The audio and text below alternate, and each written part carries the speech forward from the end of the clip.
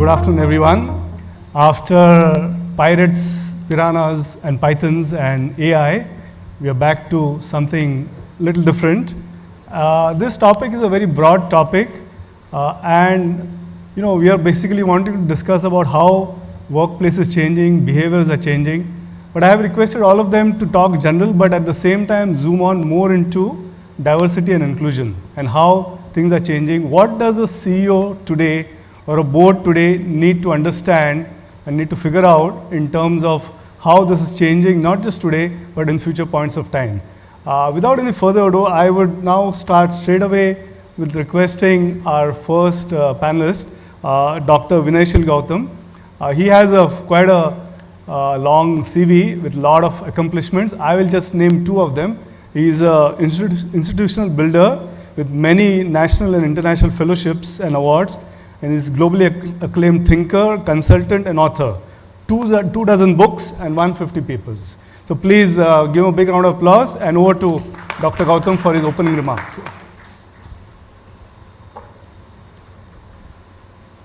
Good afternoon, everyone. Deepak Yadav has exhorted everyone of the many things he has exhorted. One is to do change, so I decided to do the change. And I'd like to begin by saying I am not a standing comedian. I am not Papa CJ. I just decided to move from there to here so that it wouldn't be like sitting around and keeping a traditional pattern. The previous session has been what it has been, and it's not for me to remark on it or to dwell in that area. But I want to talk of change. I want to talk of what it is to change. I want to talk of diversity and inclusion. And above all, I want to talk of what it has to do with each one of us. This may ring a bell with some of you. When you get married, the man expects the woman not to change, and she changes. The woman expects man to change, and he doesn't. That is change. It is different things to different people at all the time. So the first proposition which I would like to submit as a takeaway is change is natural. Therefore, you cannot create change. You can only give it shape, pace, and direction. If you try to create change, you become a Muhammad bin Tughlaq because it doesn't get integrated with what's going on. To take that line of thinking forward, I would say that if change is a natural process, two things are in question. How you accept change. I wasn't as decrepit as I look today. There was a time when I was much better, and my past photographs will testify to it. There are different versions to it. I remember my younger daughter asking her mother, when she thought I wasn't around, and this is not from the joke book, this actually did happen. She said, is that person? And she said, yes, your daddy. She said, and who is the man who is in this house? That was the kind of difference which had happened to me over 40 years. So I had changed. The question is, did my mind accept the change? So the change is an internal cognitive process, not always an external one. It is how you react to it. Organizationally speaking, change alters the internal systemic alignment of the different groups. And therefore, it is labeled a power struggle, which is why inevitably when a CEO changes, the entire nexus of combinations also change. There are professions in which people walk out in numbers. 50 go out together, 70 move from one company to another. It doesn't happen in every profession. It happens in some professions, since I have myself been in that profession for at least 7 long years, both as a senior managing director and as a senior advisor. I would not like to personalize it beyond a point. There are profession-specific characteristics of change when the change takes place at the top, and many CEOs will testify to it. Therefore, the solution side leads me to submit a simple proposition to you. Please understand what changes.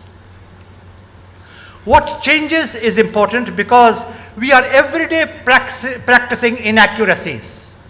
Like time is passing, time never passes.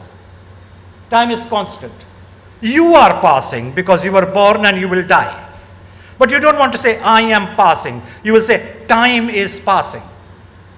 Then we teach the younger people of our species, look, what a beautiful sunset. Yes, it is beautiful, but there is no sunset. It is the earth going around. Hence, the recognition of what factor that is changing is very important in running of a corporate enterprise.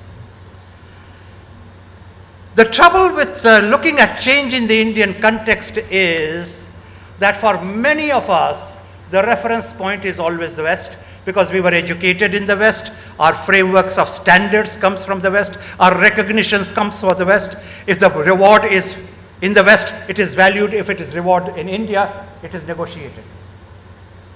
Now what do you do with this kind of perceptions? Which means that when it comes to the quality of understanding of rootedness, we are talking of change with a difference to how far or how close we are to something which is being accepted in the West, and this does havoc. Let me give you this with a specific example. NSIDC, National Skill Development Corporation in India, for the first 6 years of its existence, didn't have one craft which was indigenous to be upgraded. Which led me to a point where I decided that if I had earned any skills across my teaching, consulting, researching, and what else have you, I was going to get into an area where indigenous skills and crafts were crying out for support for value additive processes and were being neglected. Therefore, I decided to join TRIFED, which is Tribal Industrial Marketing Development Corporation. Several of you have asked me, what is TRIFED? In fact, my staff in Delhi asked me why, of all the designations I had, I wanted to put TRIFED here more than anything else.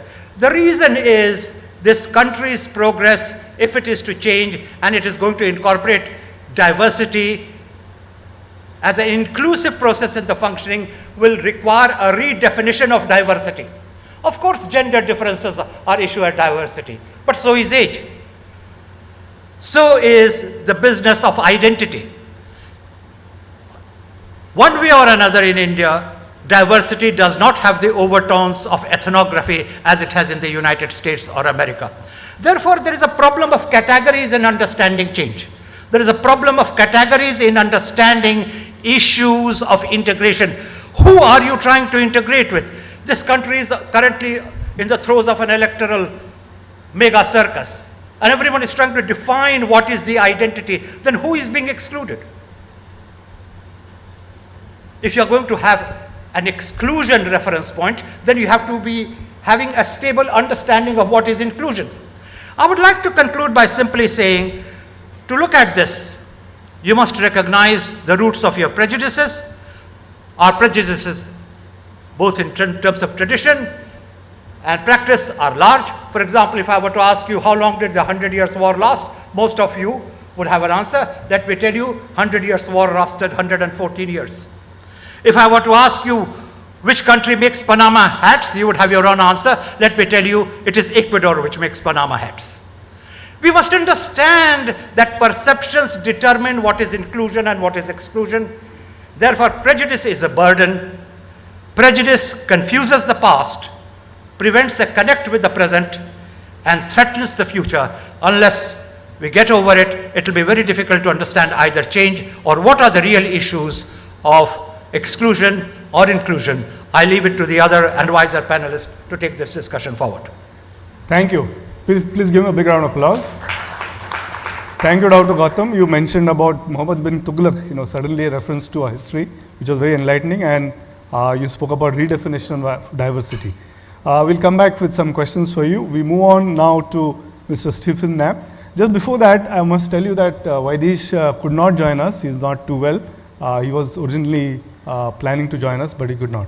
So Steffen has 20 years of experience in the automotive sector. He has been at the helm of a broad range of leadership roles across locations in Europe, and his current role as Director of Volkswagen Passenger Cars, he leads the sales, marketing, and after-sales activities in India. Over to you, Steffen. Thank you very much.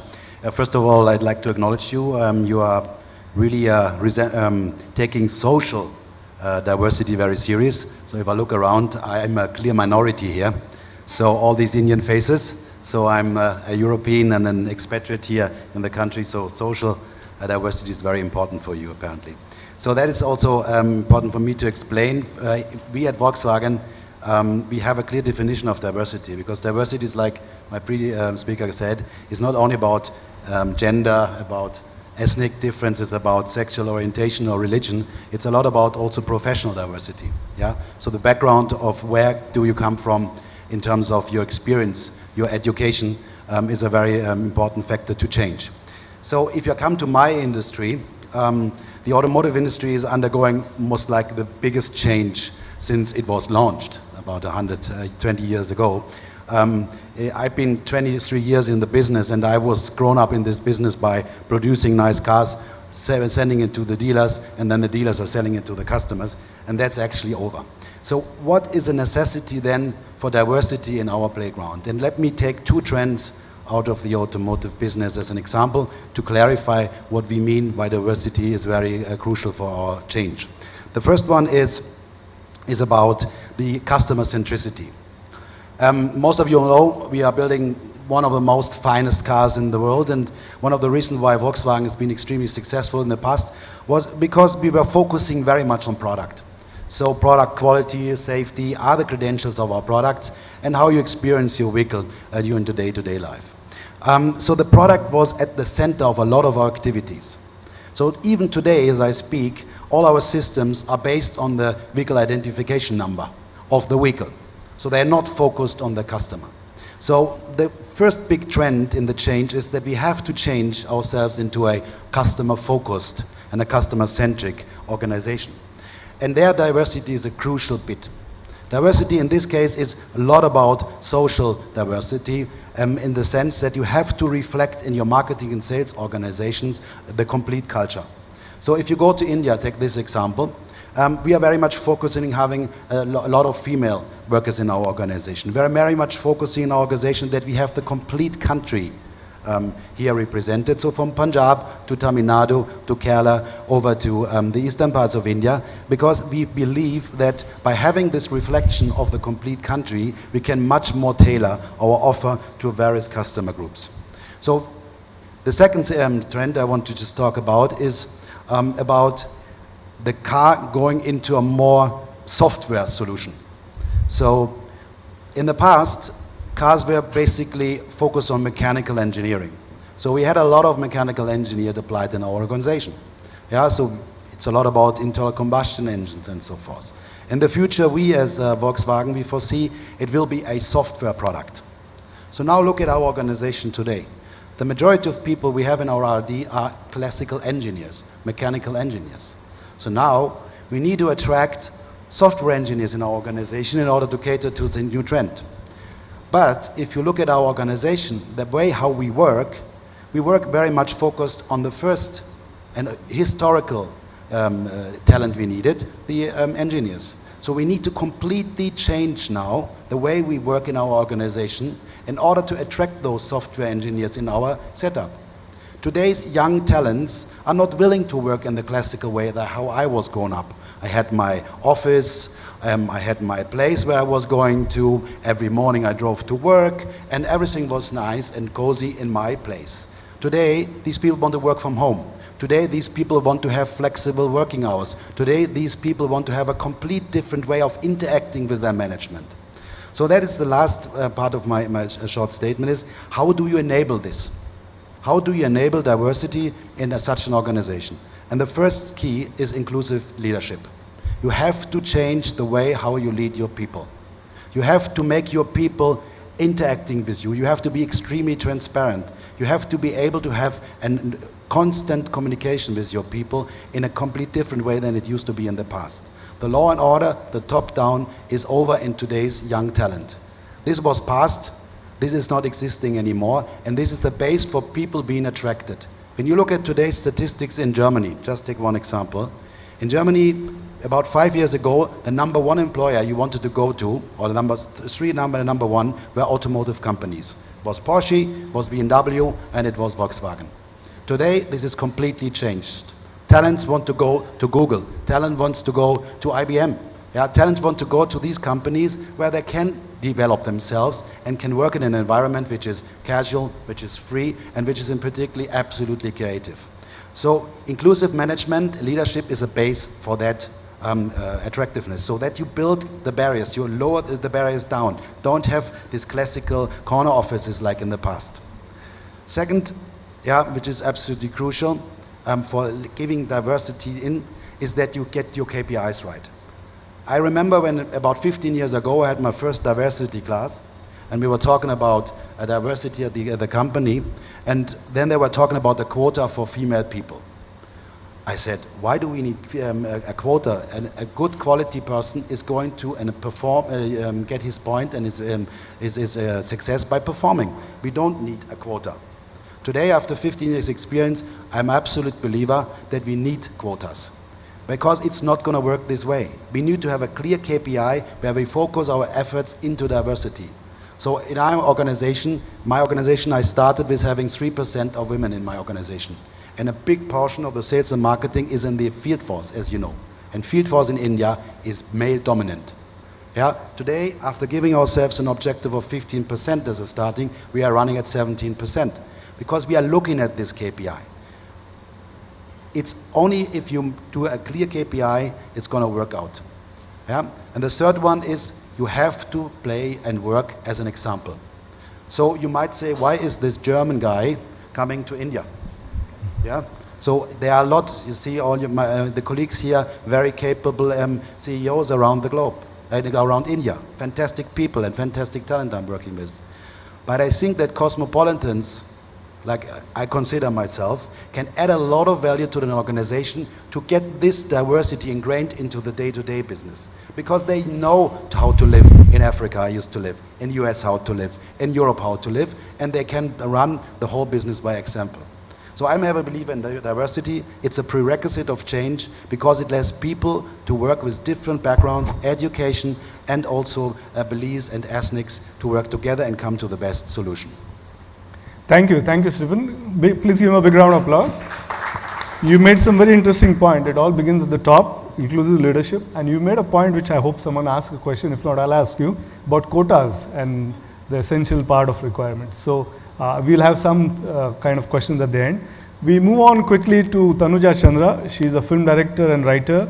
She co-wrote the screenplay of Yash Chopra's hit Dil To Pagal Hai, 1997, and is known for frequently directing women-oriented films. When I told my son, who's 23, that this is the panel and Tanuja Chandra, filmmaker, he said, what is she doing in the panel? We will soon get to know. Over to Tanuja. I think he asked the right question. What am I doing in this panel? I would like to think that, you know, when big businesses and big corporates are talking about running the world, I would like to think and feel really powerful about talking about the algorithms of the heart and feelings and emotions and stories, because I think that there would be no history of feelings if there weren't stories. True. And if there weren't movies and if there weren't books. So while I feel small in this gathering, I also feel at the same time big because I do what I think is important. And mine is a very simple agenda, and it has been the same right from the start. I mean, we talk about change. In fact, you know, my first film completed 20 years last year. So it was 20 years ago that my first film released. And somebody I met told me, "Arey Tanuja, तुम 20 साल से वैसी की वैसी बनी हुई हो." That I'm the same for 20 years. So my agenda is women, just straight women. I want to tell women's stories. I want to work with women. I seek women out to work with, because I think that that is by far the most important inclusiveness and diversity that is required right now. I'm of course happy to have all sorts of diversity, you know, like you mentioned, whether sexual orientation or disabled people. On my crew, I would love to see people of all kind working. But mostly and first and foremostly, I would love to see women working. When I started out, female directors could possibly be counted on one hand. Today, there are 20 maybe or little more. not nearly enough, not close to the number that I'd like to see, which is half the number of directors in the film industry. Then I can consider that there's some kind of equality.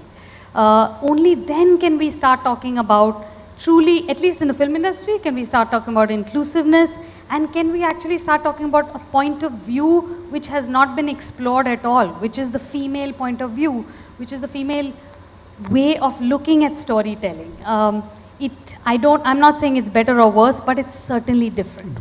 It is fresh because it has not been explored. There's just miles and miles of it to be looked at, stories to be told by women, of women, for women. I remember going to the second weekend of this film that was a big hit called Queen, and the audience was filled with women. There were young women, there were old women, and it was just the most beautiful sight to my eyes. And you know, I was like, this is what I want to do. So I think that what I'm working against is centuries of a river flowing in one direction. And it is that which I have to change and swim against the tide. So while I may be able to, I articulate myself well, I may be able to, now after so much experience, I write movies, I direct movies, but it's the little steps that matter. I have been saying this now, I feel, for 20 years, and I will be saying it for the next 20 years, but I don't consider it any less important today than when I started out, that I wish to see many more women in movies, behind the screen, as writers, as directors, as camera women, as sound women, and as directors, and to see them really be a really important part of storytelling. Fantastic. Give her a big round of applause. Now we all know why we called her. I must tell you a story. I met a cinematographer, female, and she was, of course, talking about all the struggles. And they couldn't come around to calling her camera woman. So they found a kind of via media, they call her camera ma'am. Camera man and camera ma'am. So I'm sure, there are always some solutions. I often get called sir. So great. With that, we move on to the last opening remarks of last panelist, Shalini Pillay. She's the head of People, Performance and Culture at KPMG in India. She's responsible for all aspects of HR function. Very tough job, Shalini. And she's also a member of India Leadership Team and the KPMG in India board. Please give her a big round of applause. Shalini, over to you. Thank you. In fact, I would make a small correction there, and it's part of the diversity of talent that KPMG embraces, Ninad. So being a consultant at the core, 2 decades of consulting, had the opportunity to head HR for the firm in India across our 22,000 people, and actually now move back to business as managing partner for our region in the south. So did have the privilege to head HR, but now back in the business, and that's part of the talent diversity that I'd like to touch upon. Speaking after Tanuja, and I can see the sense of purpose and passion with her agenda. I share that, Tanuja, very much so. Though what I wanted to touch upon as I sat there since we started and since Deepak kicked off this morning is, I think, the opportunity to connect a few dots here, which I see a strong correlation with.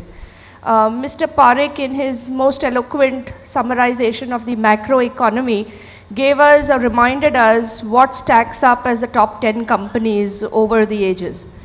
The top 10 of which 6 today are digital companies, and that has something to do with diversity.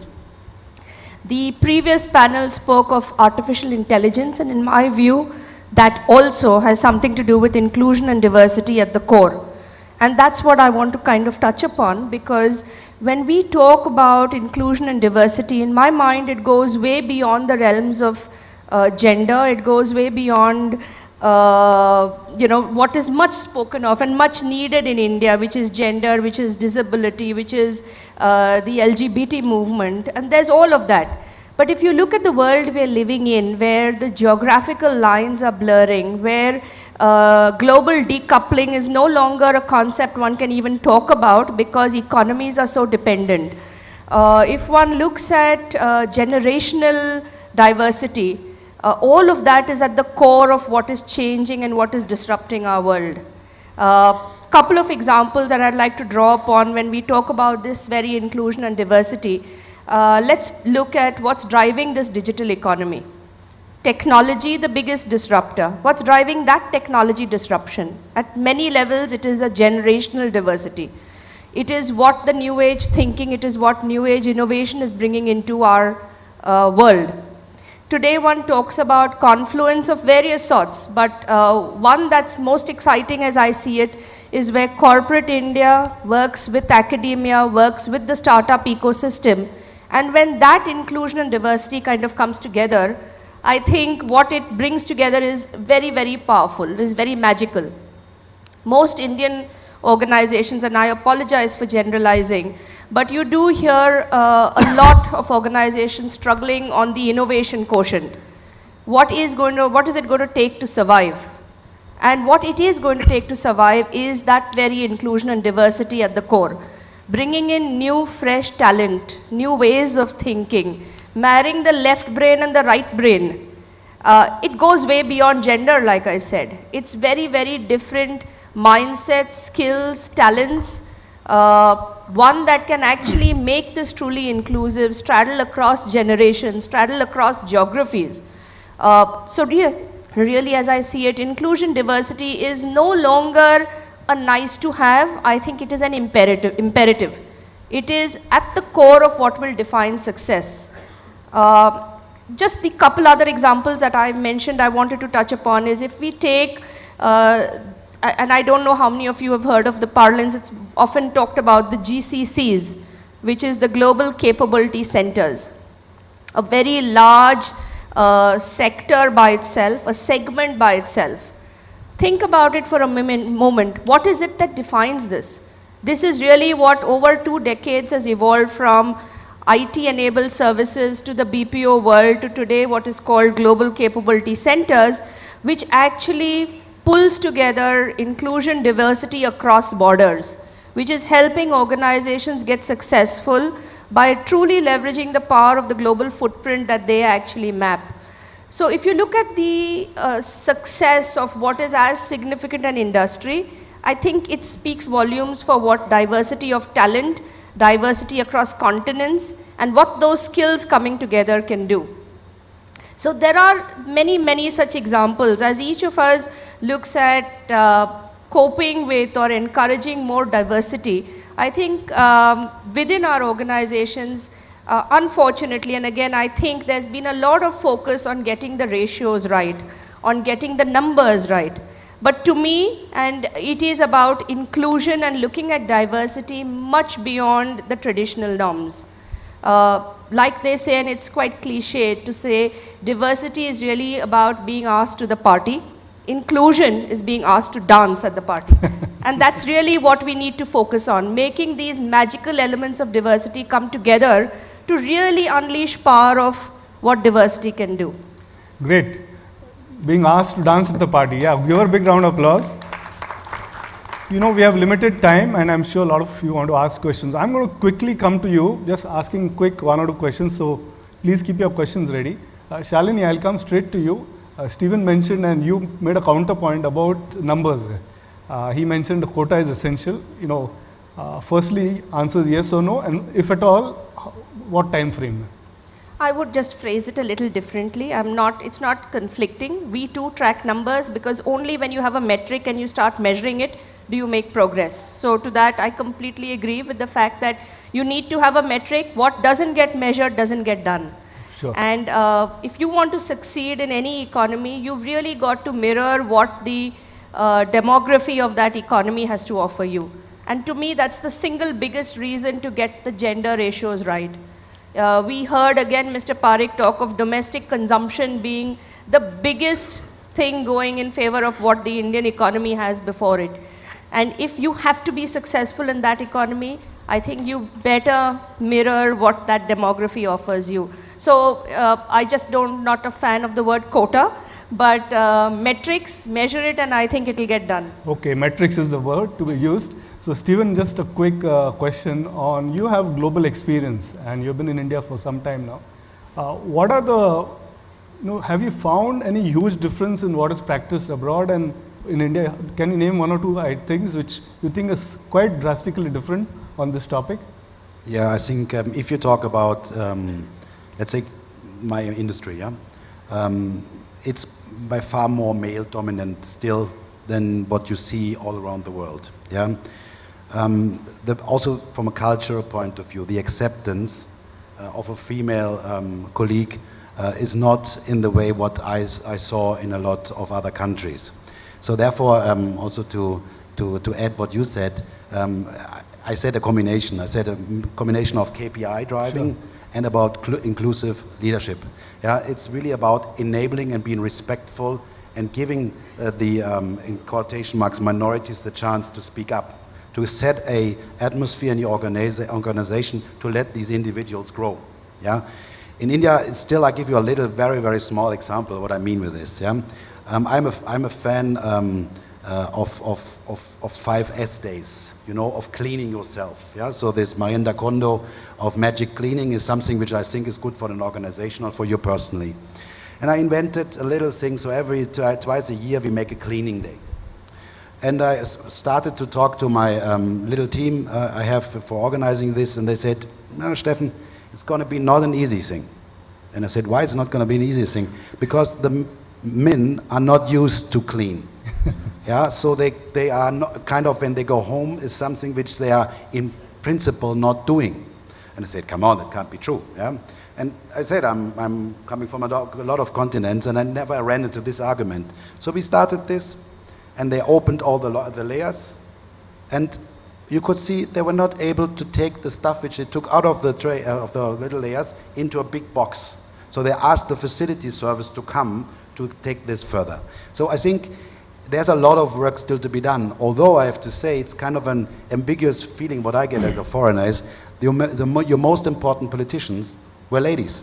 Yeah, so Indira Gandhi, very strong person. Yeah, which you have a lot of good examples on this case. Yourself, very successful in the business. Yourself in the film industry. It's kind of an ambiguous feeling what I get here, but in principle, it's still a very, very male-dominated business world. Look at this situation here. Yeah, it's kind of a similar thing. That's why we've dimmed the lights. No? Yeah, and I think there's really there's a necessity to move this further and. Adding to the point that it's an incredible consumption possibility here in India. Sure. I think female, for instance, in the car industry is a huge, huge chance, for instance, for a brand like Volkswagen, which is focusing on safety, because that's a credential for ladies. So I think we have to push this further. We have to change this, the way our organizations are working. There's still a lot to do. Yeah, but in a lot of companies like we are representing here, you have a lot of education sitting and experience coming from abroad too, which will change that. Thank you. I'll come to both of you. We'll open this for questions, and I'll ask you. Before we get into the questions, I'd like to make a simple proposition to take this concern forward. If you look at inclusion and diversity, we have to look at it at 3 levels. One is the classical model, because there are certain things which are correct, desirable across cultures, across geographies, across time. But if you divide the world into regions and in pockets, there are dominant communities and there are not so dominant communities. And the values of the dominant communities are not necessarily compatible with the globally correct communities. Therefore, there has to be a search to incorporate some of the values of those who may be excluded into the values of the inclusive community. I'd like to draw an example from the work which I'm currently doing. When it comes to ecological preservation and setting up industries which are fair to the climate, fair to the produce without destroying anything, I have felt that the tribal world is a sterling example from which the dominant world could know. Therefore, I do not approach diversity with either the slogan, let's incorporate them into the mainstream, or that they need to learn from us. In fact, we need to learn from those who are diverse. So this is really a very complex issue, Sure. and it should not be diversified into slogans, because that always confuses the issue. Sure, sure. So no slogans? Can I just say one Sure. thing? Yes, because I think that is such an important point. Right. I just made a documentary on my two aunts, 86 and 93. That's their age. And I think old people are marginalized all the time in the world, not just in this country. And I just discovered how much I have to learn from them. You know, we think that life is over for you. Oh, you're in the autumn of your lives, you know. They are in the summer and spring of their lives, and I have to learn. I can learn so much from them. So I think you're so right in the point that, you know, diversity of all, in all ways, you know. Sure, sure. No, great point there. Can we have, yeah, the gentleman there? You're going to put the house lights on? Just before you start the questions, may I just request, if you're asking a question, please ask a question. If you want to express your point of view, you can do that. Yeah, yes. Thank you so much. My question is very specific related to the gender diversity.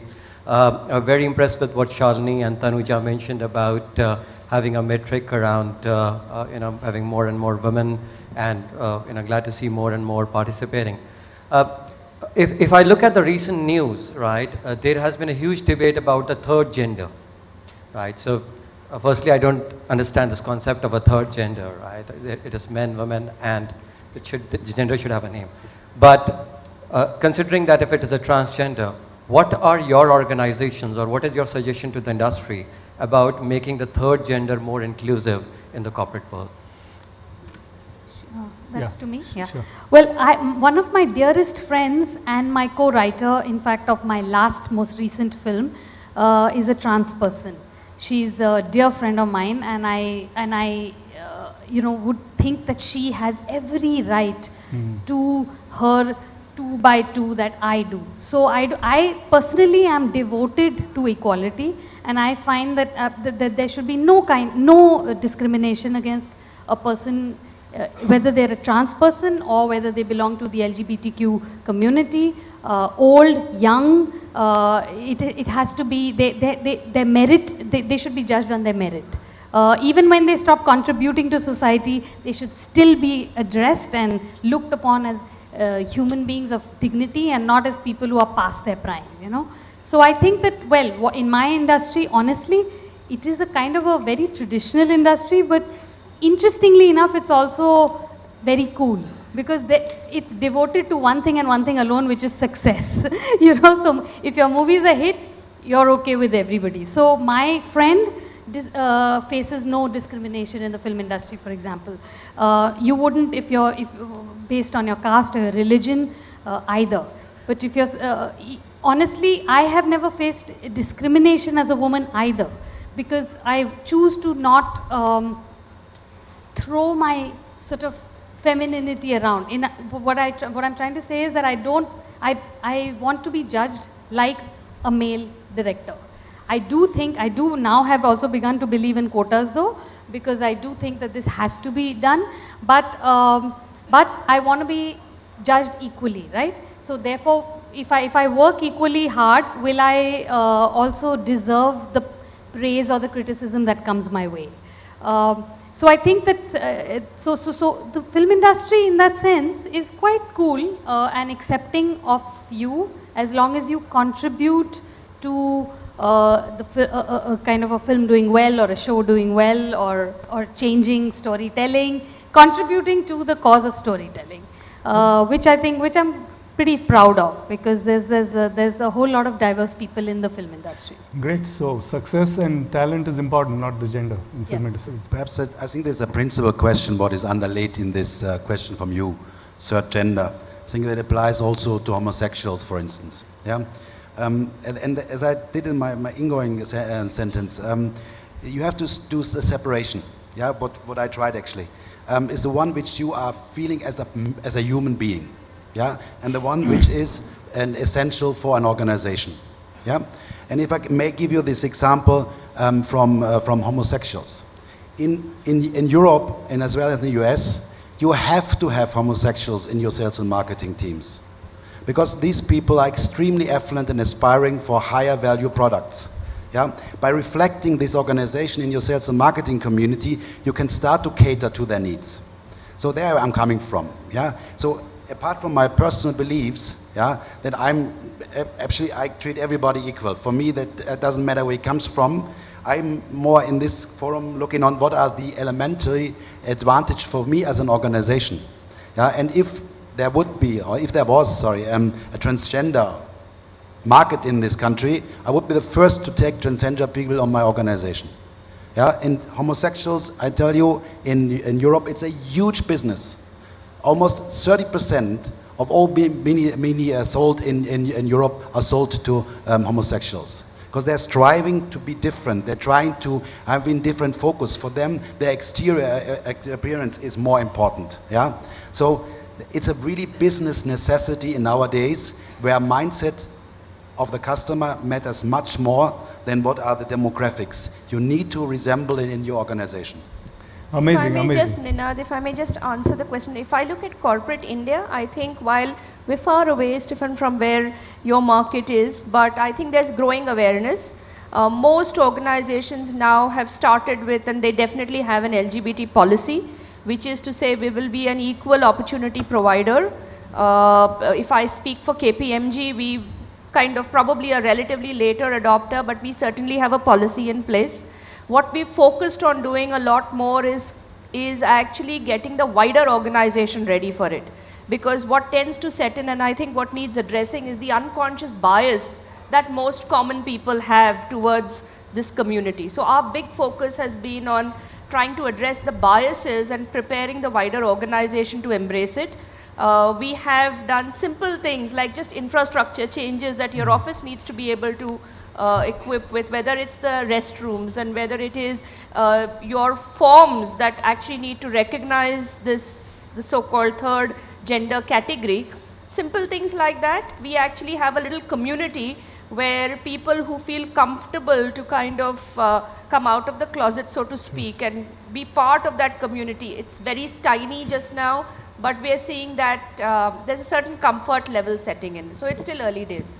So the issue of diversity and inclusion is rooted in the way we manage our prejudices, how we understand it, and what we define as dominant and what we define as deviant. Okay, that's good answer. Anyone, any other questions?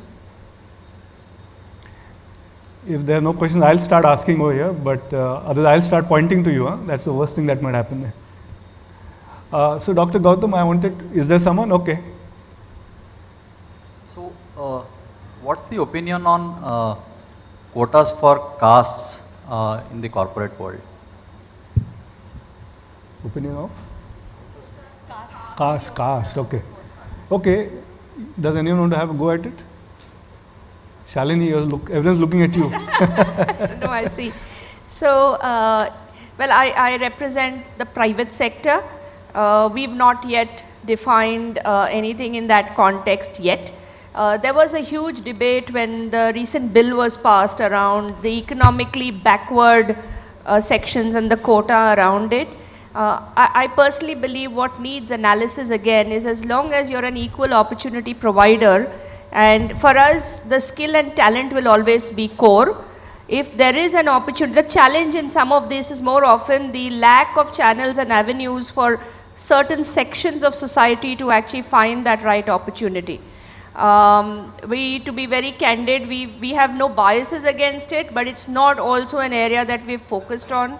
Certainly not gone out and announced quotas, but one of the ways in which one addresses it, and I will touch upon it because it's indirect, through what we do on our citizenship agenda, where we focus actually on segments that are socially considered underprivileged, slightly backward, providing opportunity for employment, and that's the one channel that we do work on to kind of provide those opportunities. So maybe a very small step, but it's our way of ensuring we provide that employment to some of those segments.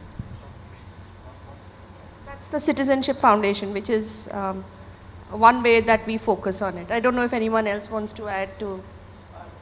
Obviously, for me, it's difficult but I like just the principle. Yeah? I think quotas for castes at least in the organization where I'm working, doesn't make a lot of sense, to be honest. Yeah?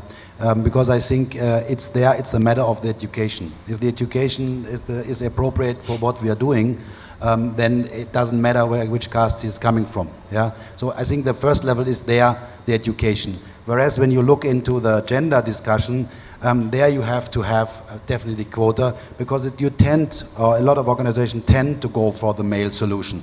Yeah? And implicitly, and I'm saying this very transparent, implicitly thinking there might be pregnancies falling in all these discussions, yeah? And this has to stop, yeah? Therefore, it's very important in this particular question to have a quota. On castes, at least I can speak for me as part of a multinational company, there is no discussion in Volkswagen at all. And it shouldn't be in other organization at all, but there, as a non-Indian, I think a little bit more far away from reality, what is happening at the place. Sure. I'll just put a very small point that, I mean, I don't have a definitive answer on this, but I do believe that if a society has for hundreds of years pushed back a certain group of people, there is something you owe to them. So it's something to certainly think about. Okay, something you owe to them. Yeah, next. See, while we are still on the topic of quotas, don't you think it's important that we move away from our own prejudices, which itself will give an opening, and move towards deciding on merit rather than quotas? I think the critical factor being that you have to move away from prejudices, because by the fact that you're creating quotas, you're again falling into a category where you're taking a decision based on quotas and rather than on merit. Maybe Dr. Gautam can provide us you, because three of them have already spoken about it, so I know what they want to say. This is a very emotive issue, but I don't think it can be ducked. It is not just a question of quota. It is a question of realizing if the basic industry can pick up that weight of providing this quota at the cost of its own profitability, and that's a tricky one to answer. Because then the argument begins, talent is not a preserve of certain people.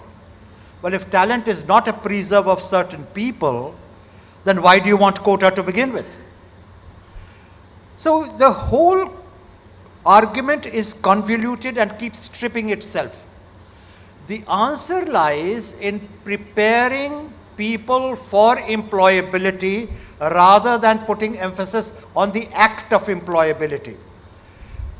I have had occasion to design and implement 2 IIMs, and in both the cases, IIM Kozhikode and IIM Shillong, we have made a huge splash in the IIM world by putting in preparatory courses, because what we found is the stream of people who came from arts, commerce, social sciences were weak in statistical methods. People who came from science, engineering were weak on communication, and it was very difficult to create a composite group to teach. The answer did not lie in creating quotas for engineers and scientists and quotas for social scientists and having 2 groups in the class. The question, therefore, is of where you practice dismantling the disability, how you help them to do it, and not necessarily in terms of the salary structure, which should be equal opportunities, which I think has been shared across the panel. There is much more to be said, provided the debate is from a dispassionate point of view. The Constitution never provided reservations beyond 10 years. And after 70 years, the moment you propose dismantling of reservations, the answer comes through broken chairs, broken tables. Now, if I were to comment on that, I would be running a risk myself. And obviously, I know better than risking it, but not even to state it would be professionally dishonest. So, unless you rise to a certain level of a helicopter view to look at the whole lay of the land, there may not be enough to go around. The states which implemented quota system ended up by not paying salaries for 3 years. And it is documented. So let's see this as a continuing debate which cannot be resolved unless there is wisdom and farsightedness in solving the issue. Continuing debate. We'll have 1 or 2 last questions because I want to end on time. So there's one here over here. This Jaideep Mehta here, just continuing this quota discussion. I think it's worth training our guns, not on adding to quotas. But the fact is that the people who are in this room, by and large, constitute, depending on which numbers you believe, between 6 and 9% of the total employed workforce. Because 90 to 93% is sitting in the unorganized sector, and no one worries about high caste, low caste, rich, poor, quotas, etc. I think the real discussion about inclusion and equity is about getting everybody in the unorganized sector protected. These are the folks in the dhabas on the roadsides in Mumbai and Delhi, or in the factories where they are the labor contractor guys and so on. And the conditions they work under, whether they are Brahmins or lower caste or whatever, it doesn't matter really, because uniformly 90+% of the workforce is excluded. And it's really dismaying that we never talk about that, and we should be. So unorganized sector, and we speak only about the organized sector. Shalini, you want to have a go at it? Who's going to talk about the unorganized sector? I couldn't agree more, but that's where, so for example, some of the programs that we work on, and we do a lot of work with the government at the center and at the state. And if you look at programs there, I think some of what can be influenced can be embedded into those programs. When we talk so much about Skill India, what is the ultimate objective of Skill India? It is towards looking at greater employability and making sure that you have a balanced slate view when you're looking at those kind of dimensions becomes pretty critical. If you look at a lot of the, and I'm just giving government as an example, and I'm picking that because that really has the power to change at a national level and at some of the levels that you're talking about, Jaideep. So I think some of the diversity discussions to drive that, and if you look at a bunch of initiatives, even around gender and creating more livelihood and empowering more women at those levels, one is seeing change. It's a long journey. And we've just taken, I think, baby steps there. It's a long journey. We have taken baby steps. Can I comment very briefly on this? Sure. I think we need to realize that the informal sector is the core of Indian economy as it is today. Sure, 90%. Whether it is domestic consumption or exports. And it is more sinned against as sinning, because it gives neither status nor the ability to identify with the Western community, but the pavement bookshop dealer, the khomchawalas, the peddlers of street food, they have done more for the Indian economy than many, many other people who claim credit for it.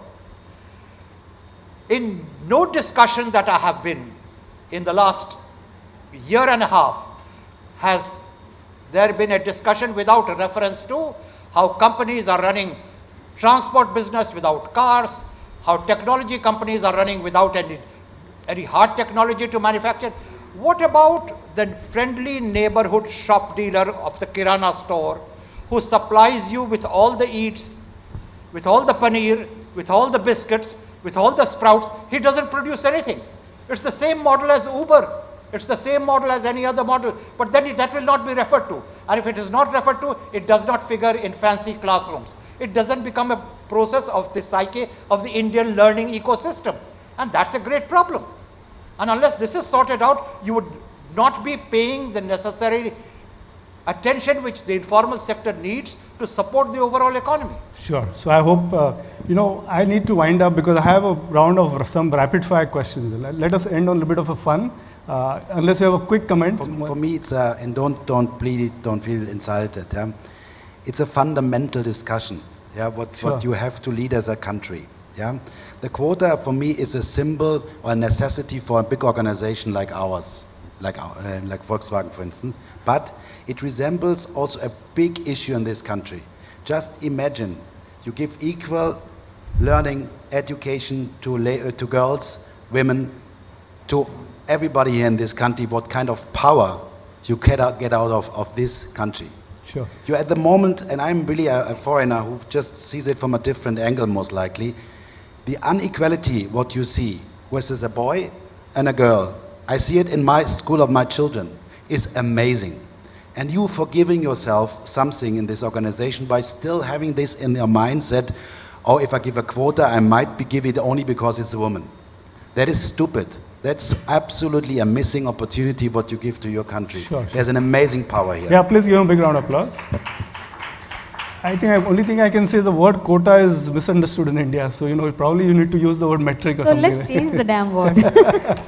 So I'm going to start with Tanuja. I have a round of rapid fire. I would not do it to Dr. Gautam, he's a senior person. But three of you, I can take some liberties.